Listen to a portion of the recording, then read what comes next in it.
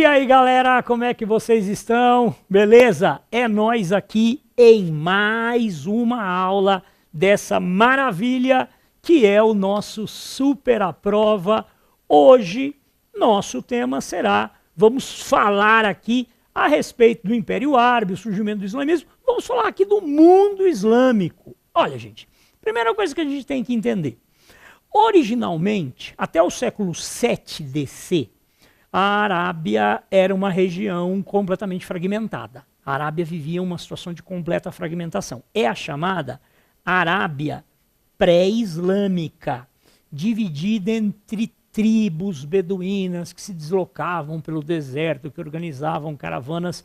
Não existia nesse período nenhuma forma de unidade política nem religiosa. A Arábia, portanto, era bem bagunçada mesmo. Tá?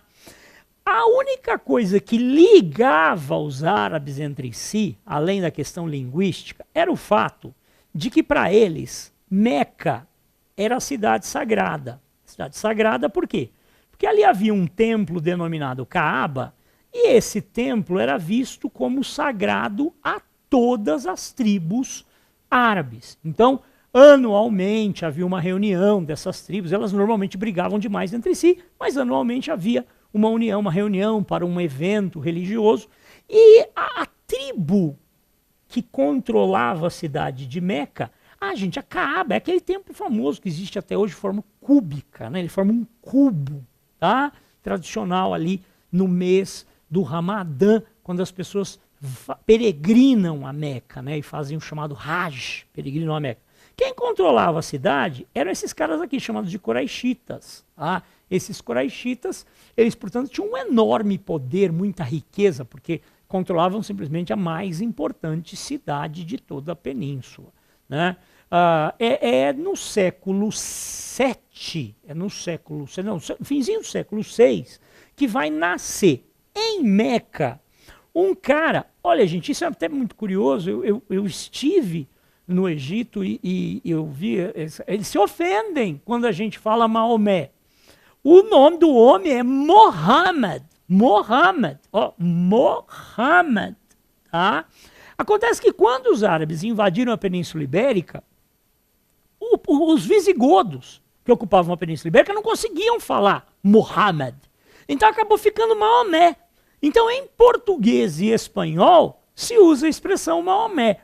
Mas se vocês forem pegar em outros países aí, França, Inglaterra, Estados Unidos, é tudo Mohammed, tá? Então Maomé é para nós, de qualquer forma, é interessante se colocar isso, né? Então nosso querido Maomé nasce em uma família pobre de Meca, ele é hashemita, e ele viaja pelo mundo, ele sai de Meca para procurar trabalho, ele vai ser marinheiro e ao longo de suas viagens vai conhecer comunidades judaicas e cristãs, e isso vai acabar fermentando na cabeça dele. Ele que era um homem muito curioso, muito inteligente, Maomé vai acabar misturando elementos das tradições árabes com o judaísmo, o cristianismo, criando algo novo. A gente fala que ele praticou o chamado sincretismo religioso. Ele mistura elementos, ele faz um coquetel religioso, misturando elementos de regiões distantes e vai acabar criando uma religião, né? A gente vai chamar essa religião de islamismo. Né? O Maomé começa a pregar suas ideias na Península Arábica, vai encontrar uma forte resistência nesse sentido, mas vencerá seus adversários. Né? Maomé consegue se impor, toma Meca, unifica a Península Arábica e após a sua morte, o que nós vamos observar é o início de um processo de expansão. Né? Maomé, os sucessores de Maomé são chamados de califas. Né? O primeiro califa é um cara chamado Abu Bakr. Tá? Mas o importante é a gente entender, com os califas, o Islã iniciará um processo de expansão. Eles diziam, com um Alcorão, um livro sagrado, né, com as ideias do Maomé, um Alcorão numa mão e uma espada na outra, misturando proselitismo religioso com interesses econômicos, os califas irão estimular um processo de expansão que acabará gerando um império colossal, cuja importância econômica, cuja importância cultural é fundamental. Nesse primeiro momento, os árabes estavam muito mais evoluídos do que os cristãos. Então, os árabes eram brilhantes na química, na matemática.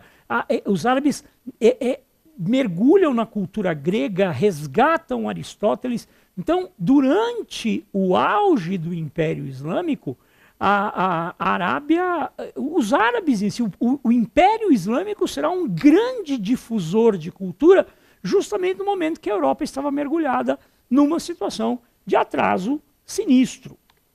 Aqui no nosso mapa mental, com todos os detalhes que vocês precisam, tá tudo beleza, bem explicadinho, vocês vão ter aqui todas as informações.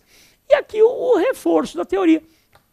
Gente, não se esqueçam, um dos princípios fundamentais do islamismo, caso você queira ganhar o paraíso, é a Guerra Santa. O Maomé falava em defesa do Islã.